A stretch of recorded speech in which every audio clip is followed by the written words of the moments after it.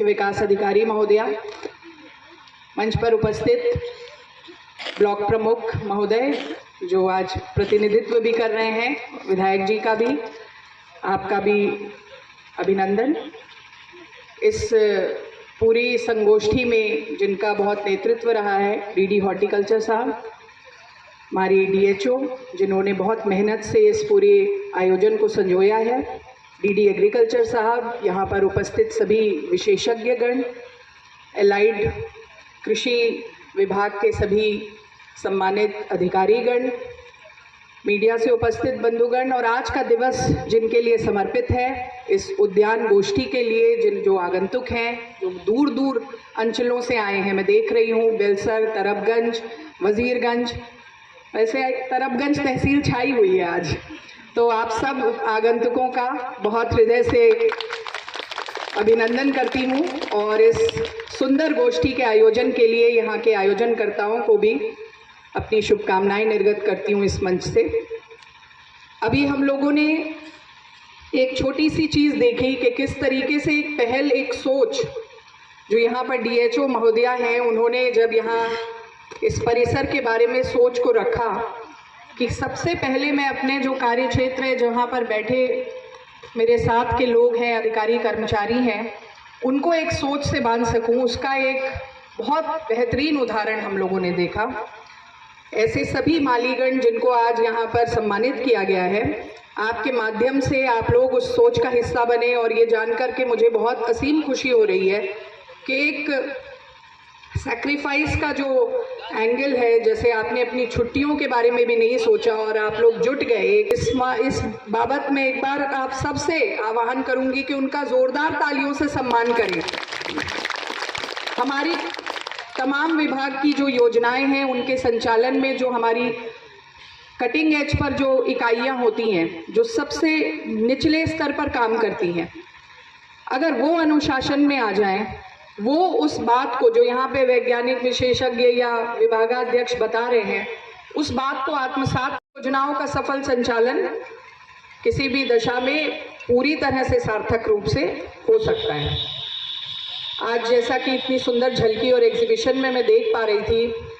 कि अलग अलग तरीके के, क्योंकि ये उद्यान विभाग, अभी सीडीओ साहब ने भी बहुत अच्छी बात कही कि उद्यान विभाग सिर्फ उद्यानीकरण तक सीमित नहीं है, इस विभाग का नाम जो है वो प्रसंस्करण से भी जुड़ा हुआ है, प्रोसेसिंग भी बहुत महत्वपूर्ण हिस्सा है। और मैं देख पा रही हूँ कि यहाँ पर बहुत सारे लोग जो हैं, हमारी अर्गा ब्रांड, जिसको पूर्व में मुख्य विकास अधिकारी जो थी उन्होंने उसकी नींव रखी थी और अभी जो सीडीओ साहब हैं उसको नए आयामों तक पहुँचा रही हैं। अर्गा से जुड़े हुए इतने सारे उत्पाद जो हैं, जो प्रोसेसिंग से ही जुड़े हुए हैं, प्रोसेसिंग सेक्टर से, चाहे वो आंवला हो तो आंवला जो है उसका मुरब्बा बनना, उसका अचार बनना, उसको पैकेजिंग होना और वो कहीं ना कहीं बाजार की शेल्फ तक पहुंचना, तो एक बहुत अच्छी शुरुआत हम लोगों ने गोंडा जनपद में देखी है। और इस शुरुआत की, इसकी अलख जो है निश्चित लखनऊ तक, पूरे प्रदेश में पहुंच ही रही है, लेकिन इसके संवर्धन की जो आवश्यकता है उस पर हम सब लोग कार्य कर रहे हैं। उस संवर्धन की आवश्यकता एक डिजिटल प्लेटफॉर्म के माध्यम से पूर्ति करने के लिए बात हो रही है और उस पर लगातार जो हमारे सभी अधिकारी हैं, सीडीओ साहब हैं, वो एकाग्रचित हैं और निश्चित इसमें कुछ उपलब्धि हम लोग बहुत जल्द ही देखेंगे। आज यहाँ पर मैं ये भी देख पा रही थी कि जो लोग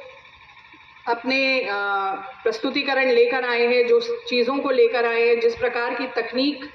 का इस्तेमाल वे कर रहे हैं, ये एक ऐसा प्लेटफॉर्म है जहां पर हमारे सभी सम्मानित बहनें और भाई ऐसी गोष्ठियों के आयोजन में जब आते हैं तो वो ये देख पाते हैं, सीख पाते हैं कि हमारे जो साथी हैं, हमारे साथी कृषक हैं या साथी उद्यान विभाग से जुड़े हुए लोग हैं, वो किस तरीके से क्या बेहतर प्रबंधन कर रहे हैं, क्या बेहतर तकनीकों का इस्तेमाल कर रहे हैं और किस तरीके से वो आगे बढ़ रहे हैं। अभी हाल फिलहाल में हम लोगों ने जब कृषि गोष्ठी की थी तो उस गोष्ठी में कुल 101 ऐसे कृषकों का पूरा संकलन एक डॉक्यूमेंट में किया था, जिन्होंने बहुत अच्छे नवाचार कृषि के क्षेत्र में किए हैं। मैं इस मंच के माध्यम से डीएचओ साहब से भी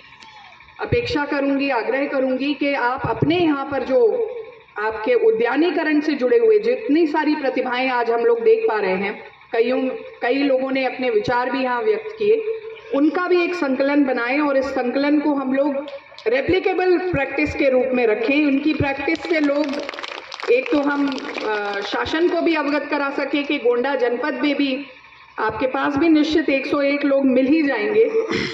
कुछ नहीं तो हम लोग 51 से शुरुआत कर सकते हैं और एक बुकलेट हम तैयार करके लखनऊ तक अपनी बात को पहुंचाएं कि गोंडा जनपद में भी इतनी अभूतपूर्व प्रतिभाएं हैं जो उद्यानीकरण को नए आयामों तक पहुंचाने का कार्य कर रहे हैं। आज ये मंच से जुड़े हुए हैं तो मैं इस मंच का उपयोग करते हुए पराली प्रबंधन, हालांकि अब समय निकल गया है, लेकिन पराली प्रबंधन पर भी अपना ध्यान आप सब लोगों का अभिमुखीकृत कराना चाहूँगी। हम लोग अभी उस स्मॉग और उस प्रदूषण से कुछ अछूते हैं, इसलिए हम लोगों को उतना फर्क नहीं पड़ता है, लेकिन कभी शायद ऐसा समय हमारे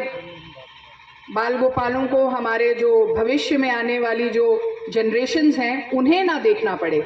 इसलिए हम सबको इस प्रबंधन में जुड़ने के लिए भी आज संकल्पित होना चाहिए कि पराली का प्रबंधन जो है वो मल्चिंग जैसी तकनीकों से हम सीखें और पराली को जलाने से बचने के लिए जो इम्पोर्टेंट स्टेप्स हैं उनको ज़रूर उठाएं। माननीय प्रधानमंत्री जी, माननीय मुख्यमंत्री जी इस पूरे विषय वस्तु को लेकर बहुत गंभीर हैं और विगत कुछ दिवसों पहले जब माननीय मुख्यमंत्री जी का मंडल में आगमन हुआ था तो उन्होंने इस विषय के बारे में विशेष जोर देते हुए कहा था कि हर घर तक, हर उस कृषक बंधु तक इस बात को पहुंचाने का प्रयास किया जाए, जिस क्रम में निरंतर बहुत सारे हमारे सहयोगी संस्थान हैं, NGOs हैं, न्याय पंचायतों पर जो उपलब्ध हमारे कृषि सहायक हैं, उद्यान विभाग से जुड़े हुए लोग हैं, वे सब लोग निरंतर प्रयासरत हैं और इसमें अथक प्रयास भी हो रहा है। लेकिन फिर भी इस बात की समझ को हम लोग आत्मसात करें और इस विषय को, इसकी गंभीरता को समझते हुए, इसकी संवेदनशीलता को समझते हुए आज इस विषय को ज़रूर ग्राह्य करते हुए लेके जाएं और इस पर विचारण करें। ये मैं आप सबसे आह्वान करना चाहूँगी। आज के इस दिवस की, इस सुंदर गोष्ठी के आयोजनकर्ताओं को पुनः बधाई निर्गत करते हुए आप सबको आपके समय के लिए धन्यवाद देते हुए मैं अपनी वाणी को विराम दूंगी। जय हिंद, जय भारत।